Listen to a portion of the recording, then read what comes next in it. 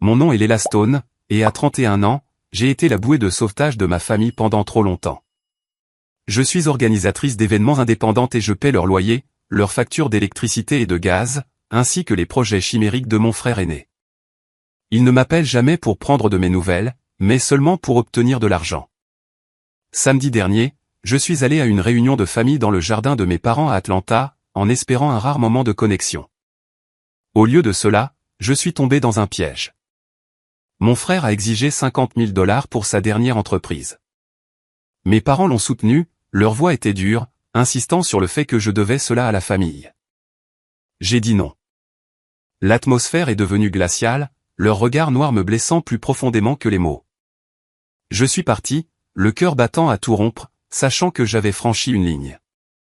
Dimanche matin, mon téléphone a vibré. Un message de mes parents disait « Vous ne faites plus partie de cette famille. S'il vous plaît ne nous contactez pas. » Mes doigts tremblaient pendant que je tapais en retour « Ne vous inquiétez pas. Mon argent ne vous contactera pas non plus. » 5 minutes plus tard, 23 appels manqués ont envahi mon écran. Leur panique m'a tout dit, ils avaient besoin de mon portefeuille, pas de moi. Ce moment a allumé une flamme. J'en avais fini d'être leur distributeur automatique de billets. Ce qui s'est passé ensuite a tout changé, et je suis prête à tout partager. Si vous avez déjà été piégé par les exigences familiales, partagez votre histoire dans les commentaires et abonnez-vous. Parlons de la façon de se libérer. Restez connectés pour voir comment j'ai fait.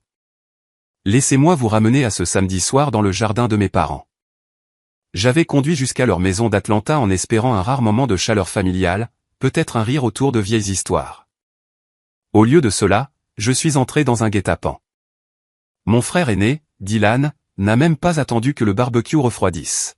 « Leila, j'ai besoin de 50 000 $, a-t-il dit, sa voix douce mais tranchante, comme un vendeur concluant une affaire.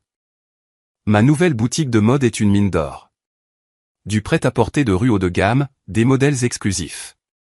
C'est une affaire sûre. » Ses yeux se sont fixés sur les miens, débordant de ce mélange familier de charme et d'attente. J'avais déjà entendu ce discours auparavant, son café artisanal qui a fait faillite, son camion-restaurant qui n'a jamais roulé. À chaque fois, j'avais vidé mes économies pour le maintenir à flot. Cette fois-ci, j'avais le cœur serré. Je n'étais pas sûr de pouvoir le refaire. Papa est intervenu avant que je ne puisse répondre. « Leila, tu dois soutenir ton frère », a-t-il dit d'un ton lourd, comme si je loupais un test invisible. La famille se soutient. Maman s'est penchée en avant, ses yeux se rétrécissant. C'est ton devoir d'aider, a-t-elle dit, ses mots coupant l'air chaud de la nuit. Devoir. Le mot est tombé comme un poids sur ma poitrine. Pendant des années, j'avais été leur filet de sécurité, payant leur loyer, couvrant les factures d'électricité et de gaz, payant même l'assurance automobile de Dylan quand il oubliait de payer. Je m'étais toujours dit que c'était de l'amour, que la famille signifiait des sacrifices. Mais debout devant eux, face à leur visage plein d'attente qui me fixait, je me sentais comme un compte bancaire, pas comme une fille. J'ai pris une lente inspiration, mes doigts serrant le bord de ma chaise. Je ne peux pas, ai-je dit, ma voix plus basse que je ne le voulais. J'ai déjà tellement payé. Votre loyer, 3 000 $ par mois. Les factures, 5 cents $ de plus. L'assurance de Dylan, ses prêts commerciaux. L'année dernière, j'ai déboursé 22 000 $ pour vous maintenir tous à flot. J'ai fait une pause, observant leur visage, espérant une lueur de gratitude. Il n'y en avait aucune. La mâchoire de papa s'est crispée. Les lèvres de maman se sont pincées comme si je l'avais insulté. Dylan s'est adossé en croisant les bras, un sourire narquois sur le visage. « Tu es assise sur tout cet argent de la planification d'événements, » a-t-il dit, sa voix assez forte pour résonner dans le jardin. « Et tu es trop égoïste pour aider ton propre frère. » Incroyable. Égoïste. Le mot a frappé comme un coup de poing, résonnant dans mes oreilles. Je sentais chaque regard posé sur moi, les cousins, les tantes, les oncles, les voisins invités au barbecue. Leur regard brûlait, me jugeant, me désignant comme la méchante. Ma gorge s'est serrée et, pendant un moment, j'ai voulu céder, signer le chèque juste pour que cela s'arrête. Je l'avais déjà fait auparavant, apaiser les choses, maintenir la paix. Mais quelque chose s'est brisé en moi. Ce n'était pas moi qui brisais cette famille. C'était moi qui la maintenais unie, et ils ne le voyaient même pas. Je ne suis pas égoïste, ai-je dit, ma voix plus ferme à présent, s'élevant au-dessus des murmures. J'ai donné tout ce que j'avais. Quand est-ce que cela s'arrête?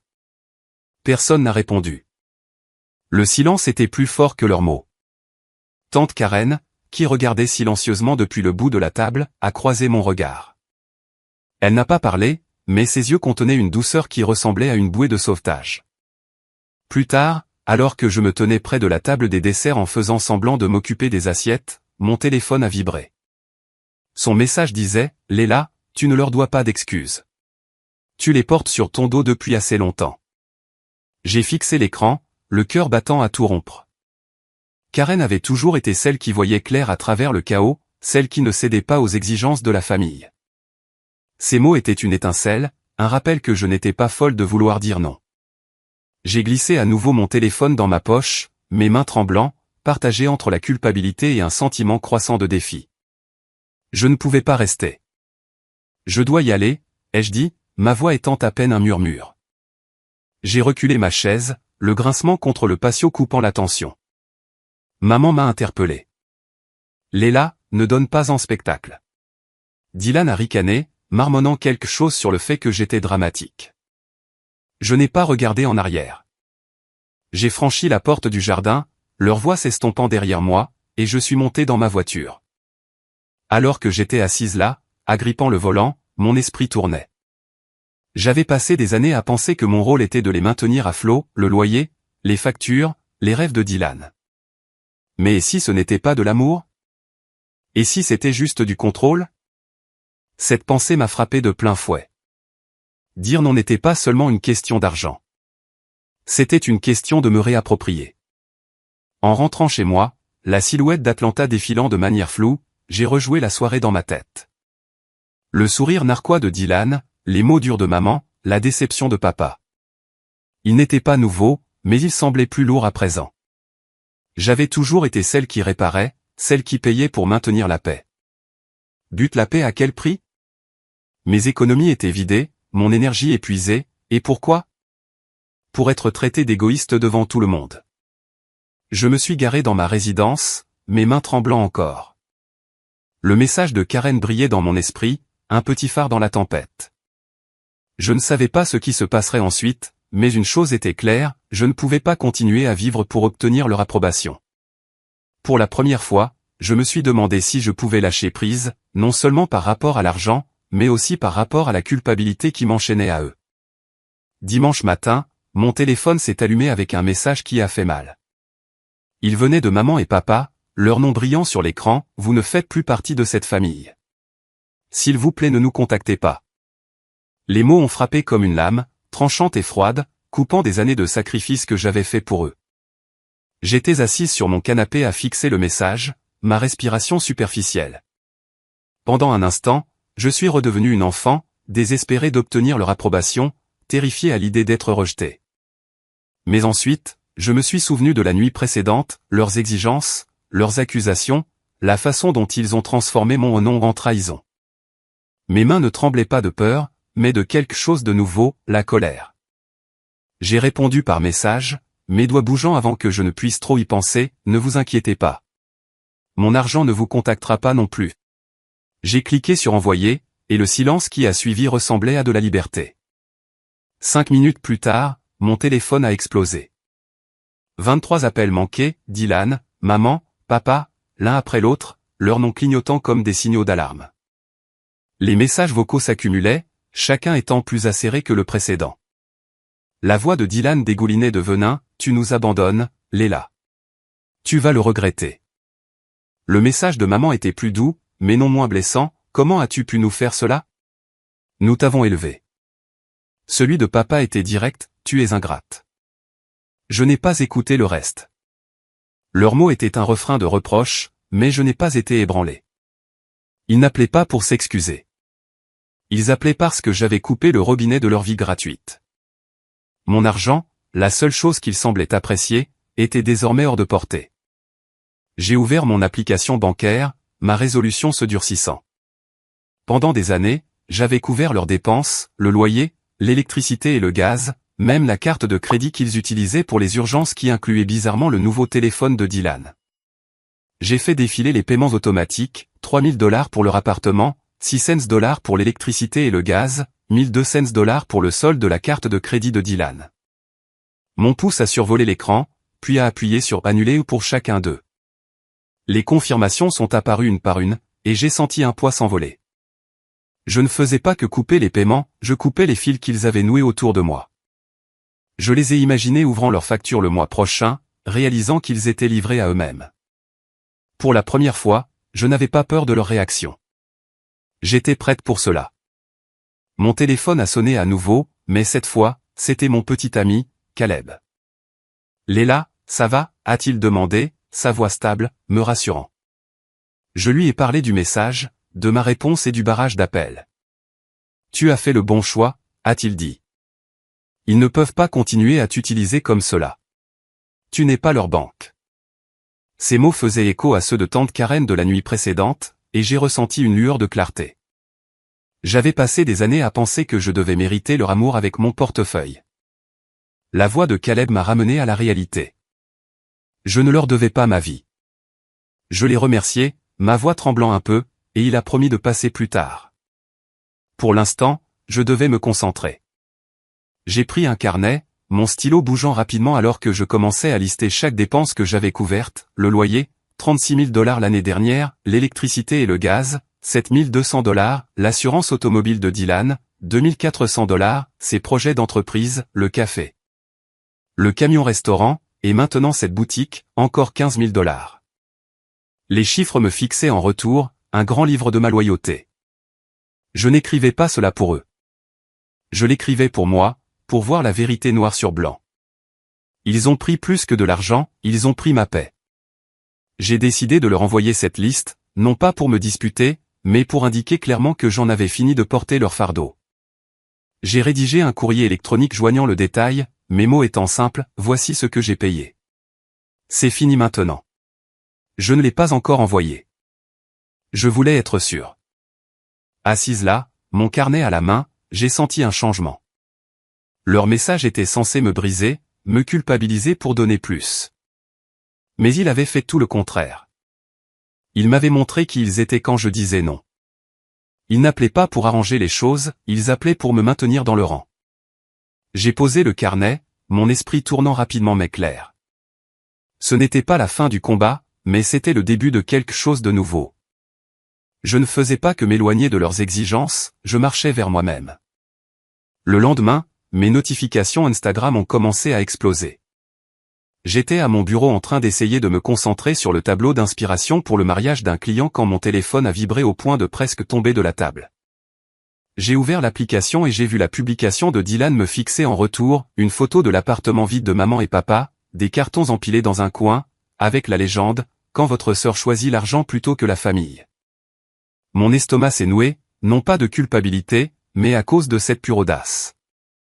Il avait déformé l'histoire pour faire de moi la méchante, comme si je n'avais pas payé leurs factures pendant des années. La publication avait déjà des dizaines de mentions j'aime, et les commentaires s'accumulaient, chacun étant une nouvelle attaque contre ma personne. J'ai fait défiler vers le bas et je me suis figé. Mon ancienne amie Stacy Bell avait commenté, sans cœur. Je ne peux pas croire que Léla ferait cela à sa propre famille. Elle avait partagé la publication dans sa story, ajoutant un emoji de cœur brisé pour plus de drama. Stacy et moi n'avions pas été proches depuis des années, mais ces mots faisaient mal, amplifiant l'attaque de Dylan auprès de ses milliers d'abonnés. Je pouvais sentir le jugement se propager comme un feu de forêt à travers nos anciens cercles sociaux. Mon téléphone a encore vibré, un message d'une collègue, Jenna, « Salut Léla, ça va ?» La publication de Dylan tourne sur notre discussion de groupe. Les gens parlent. J'ai fixé le message, mon pouce accélérant. La discussion de groupe était pleine d'amis communs, de collègues, même de clients. Ce n'était plus seulement un drame familial, c'était une humiliation publique. Je voulais répliquer, dire au monde entier comment j'avais financé leur vie, loyer, factures, les entreprises ratées de Dylan. But, je me suis arrêté. Répondre n'aurait fait qu'alimenter le feu, donnant à Dylan et Stacy l'attention qu'ils désiraient. Au lieu de cela, j'ai pris une inspiration et j'ai ouvert mes messages. Il y en avait un de ma cousine Nora, Léla, j'ai vu la publication. Ta famille dépasse les bornes. Ils profitent de toi depuis toujours. Tu ne mérites pas cela. Ces mots étaient une bouée de sauvetage, perçant le bruit. Nora avait toujours été celle qui comprenait, le rare membre de la famille qui ne me considérait pas comme un distributeur de billets. J'ai écrit une réponse rapide, merci, Nora. Cela signifie beaucoup. Son soutien m'a stabilisé, mais le poids de la publication persistait. J'ai posé mon téléphone et j'ai essayé de me concentrer, mais mon esprit revenait sans cesse aux commentaires. Des inconnus y allaient de leurs commentaires à présent, quel genre de surf est cela? La famille d'abord, toujours. Chacun d'eux était comme une aiguille piquant ma résolution. J'ai passé des années à me bâtir une réputation d'organisatrice d'événements, fiable, professionnelle, gentille. Maintenant, la publication de Dylan me dépeignait comme une traîtresse égoïste. Je me demandais combien de clients l'avaient vu, combien douteraient de travailler avec moi. Cette pensée m'a serré la poitrine, mais je l'ai repoussée. Je n'avais pas commencé ce combat, et je ne laisserai pas leurs mensonges me définir. Pour me rassurer, j'ai ouvert mon application bancaire. Je devais être sûr que tous les liens étaient coupés. J'ai fait défiler mon historique de transactions, vérifiant à nouveau les paiements automatiques que j'avais annulés hier. Les confirmations étaient là, chacune marquée comme annulée. Le solde de mon compte semblait déjà plus sain, mais ce n'était pas une question d'argent, c'était une question de liberté. J'ai imaginé Dylan vérifiant sa carte, maman et papa ouvrant leur prochaine facture, réalisant que je n'étais plus leur filet de sécurité. Cette pensée m'a apporté une lueur de satisfaction, mais aussi un pincement de tristesse. Je ne voulais pas en arriver là. Je me suis adossé à ma chaise, fixant l'écran de mon ordinateur portable. Le tableau d'inspiration de mariage était toujours ouvert, un rappel de la vie que j'étais en train de me construire. La publication de Dylan, le commentaire de Stacy, les commérages de la discussion de groupe, ils étaient bruyants, mais ils ne représentaient pas la vérité. J'ai choisi de ne pas répondre, de ne pas m'engager. Laissez-les parler. J'en avais fini de m'expliquer devant des gens qui n'appréciaient que ce que je pouvais leur donner. Le message de Nora restait dans mon esprit, une encre tranquille. Je n'étais pas seul dans cette épreuve. Pour l'instant, j'ai fermé Instagram et désactivé mes notifications. Le monde peut attendre. J'avais du travail à faire et une vie à récupérer. Mardi soir, j'étais assise dans mon appartement avec Caleb. Le silence entre nous était confortable, un contraste saisissant avec le chaos des derniers jours. Mon téléphone était éteint, les notifications réduites au silence après la tempête Instagram de la veille. Caleb m'a regardé, ses yeux doux mais sérieux. « Léla, tu n'as pas à continuer de leur prouver ta valeur, » a-t-il dit, sa voix stable. « L'amour n'est pas une question de combien tu paies. Tu es assez sans leurs exigences. » Ces mots ont atterri doucement, dénouant un nœud que je portais depuis des années.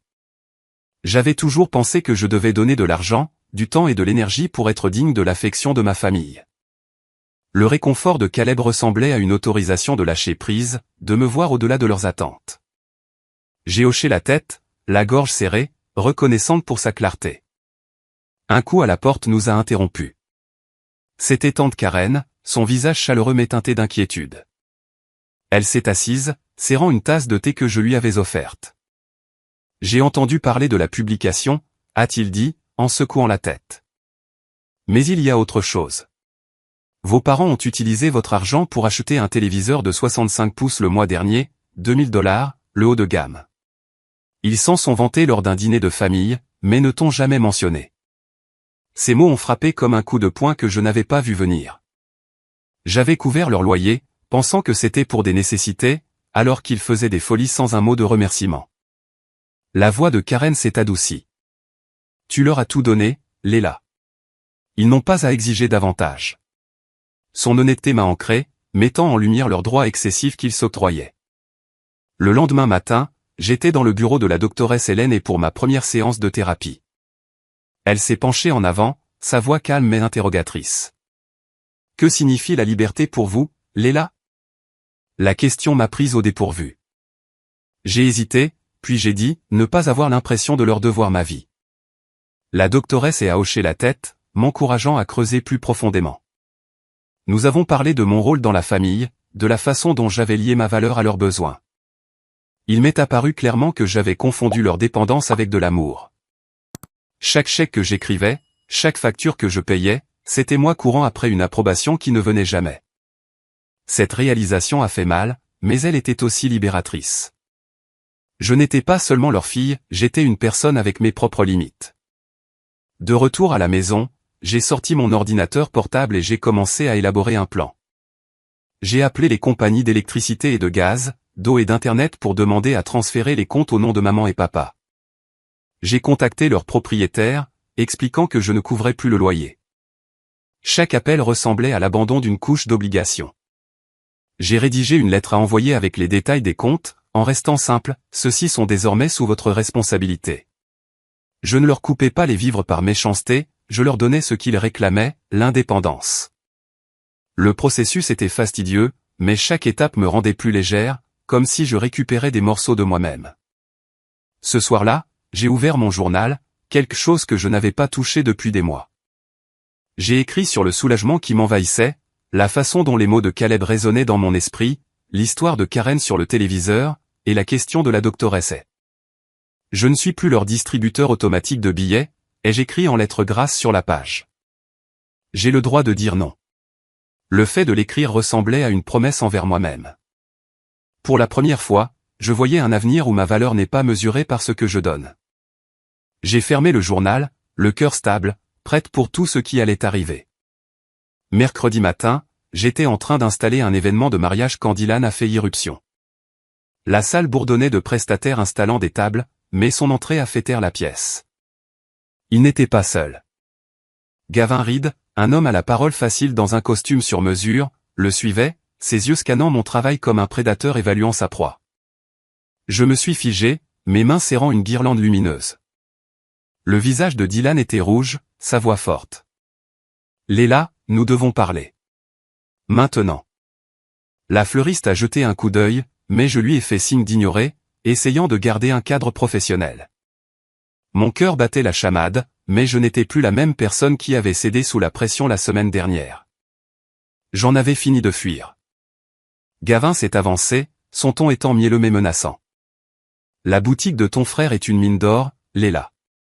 Investis 50 000 $, ou je m'assurerai que chaque client à Atlanta sache que tu as abandonné ta famille. » Ces mots étaient une menace calculée visant ma réputation d'organisatrice d'événements. J'avais passé des années à instaurer la confiance avec mes clients, et il essayait d'utiliser cela comme une arme. Ma mâchoire s'est crispée, mais j'ai soutenu son regard. « Vous n'aurez pas un centime, ai-je dit, ma voix étant stable. » Dylan a ricané, arpentant la pièce, et dans son agitation, il a heurté une arche florale. La structure délicate s'est effondrée, les pétales s'éparpillant, une pièce maîtresse de 5 000 $ ruinée. Les prestataires ont eu le souffle coupé, et j'ai ressenti une vague de colère.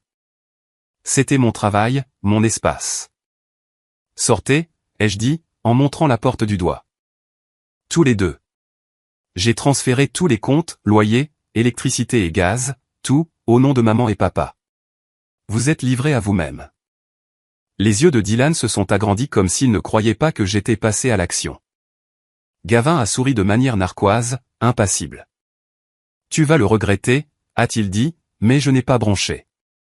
J'avais déjà fait face à leurs menaces auparavant, sur Instagram, dans les messages vocaux, lors des dîners de famille. Cette fois, je ne reculais pas. Ils ont attardé leur présence comme s'ils s'attendaient à ce que je craque, mais je suis resté ferme. Finalement, ils se sont retournés et sont partis, Dylan marmonnant dans sa barbe. J'ai saisi mon téléphone et j'ai composé le 911, ma voix calme mais ferme. Je dois signaler un incident sur mon lieu de travail, ai-je dit au répartiteur, expliquant la perturbation et les dommages. Les prestataires regardaient, les yeux écarquillés, alors que je donnais les détails, l'arche effondrée, la menace de Gavin, l'imprudence de Dylan. À l'intérieur, j'étais furieuse, mais j'ai gardé mon sang-froid. Ce n'est pas seulement une histoire de fleurs. C'est une question de protéger ce que j'ai construit. Le répartiteur a promis qu'un agent ferait un suivi, et j'ai raccroché, mes mains tremblant sous l'effet d'un mélange d'adrénaline et de détermination. Je n'avais jamais appelé la police auparavant, mais je n'allais pas les laisser m'intimider dans mon propre espace. Je suis sorti pour prendre l'air, le soleil du matin étant chaud sur mon visage. J'ai envoyé un message à Caleb, Dylan et un type viennent de débarquer au travail. Ils ont saccagé un décor de fleurs, mais j'ai tenu bon. Je vais bien. Sa réponse est arrivée rapidement, fier de toi, Léla. Tu gères. Ces mots m'ont ancré, un rappel que je n'étais pas seul. J'ai pensé à la semaine écoulée, la dispute dans le jardin, le message de désaveu, la publication Instagram. À chaque fois, je m'étais choisi, et cela commençait à sembler juste. Dylan et Gavin peuvent insister, mais ils ne peuvent pas me briser. Je construis quelque chose de plus fort maintenant, une vie selon mes propres termes.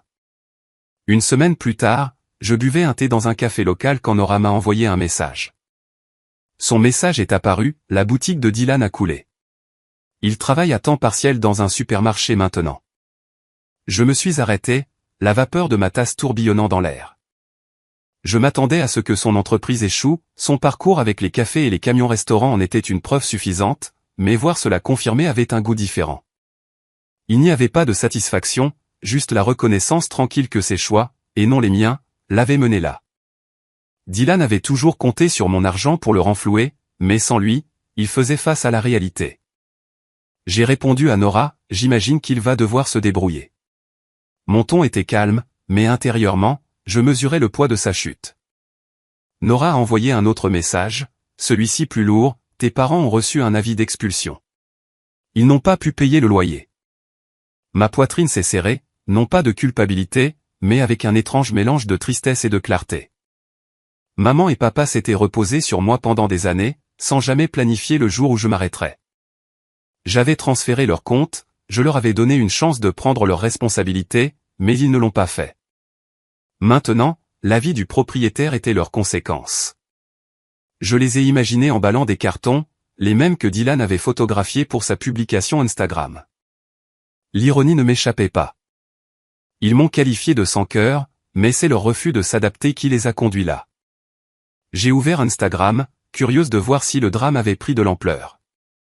Stacy avait encore publié, une longue tirade m'accusant d'abandonner ma famille, me qualifiant de sang-froid.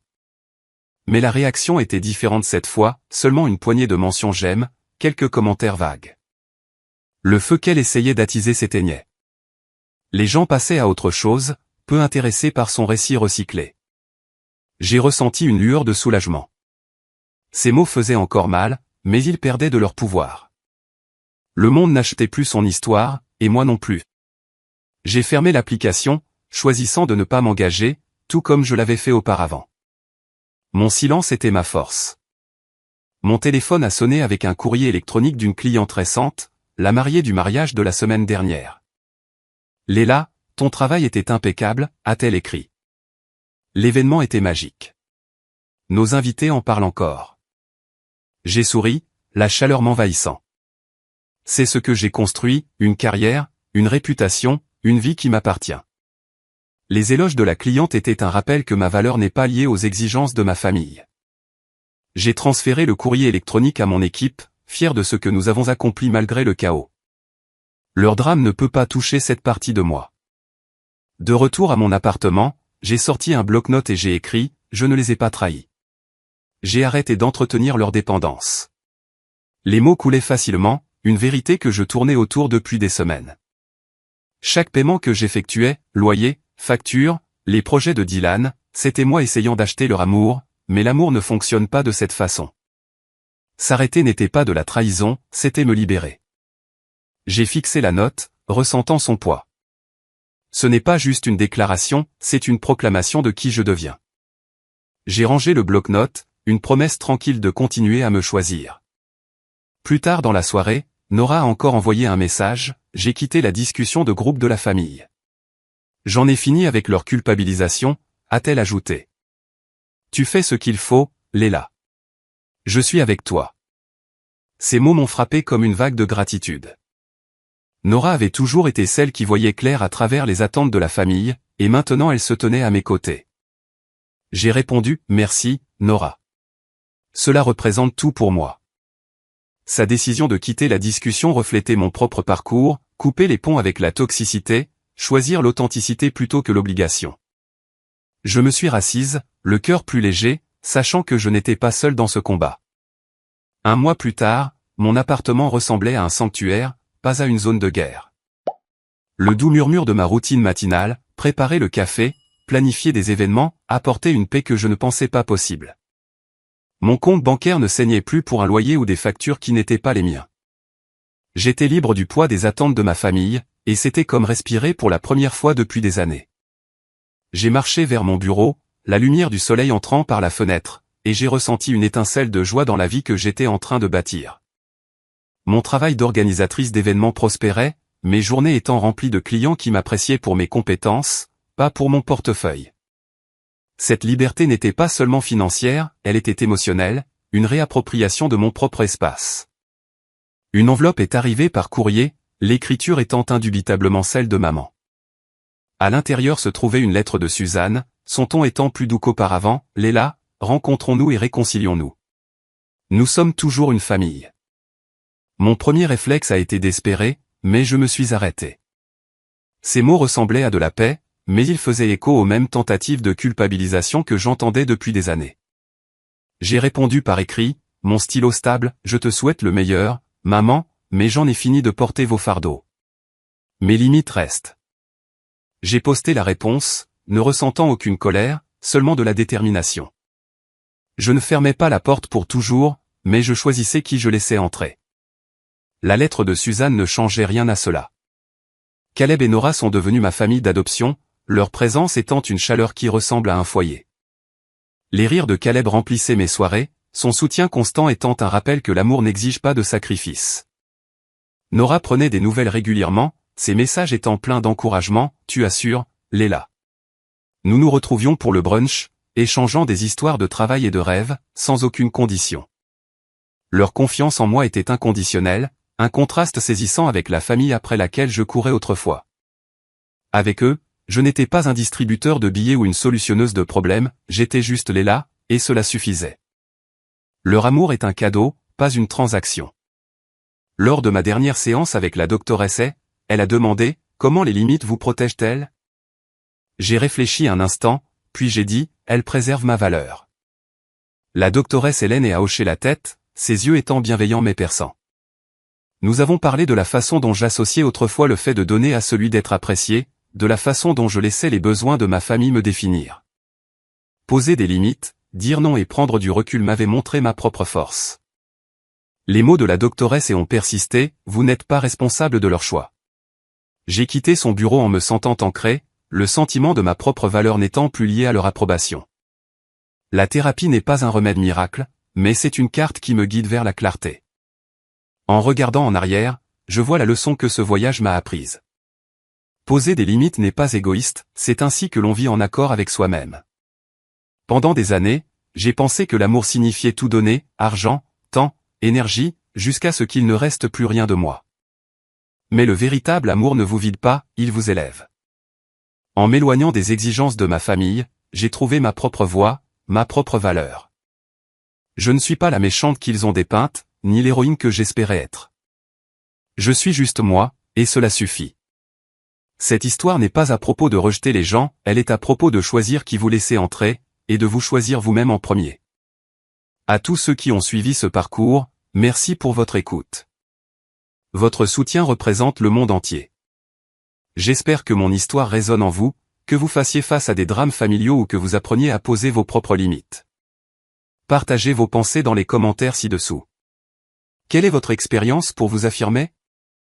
Et si cette histoire vous a parlé, cliquez sur ce bouton d'abonnement pour me rejoindre pour la suite. Continuons cette conversation, parce que nous apprenons tous comment vivre en accord avec nous-mêmes.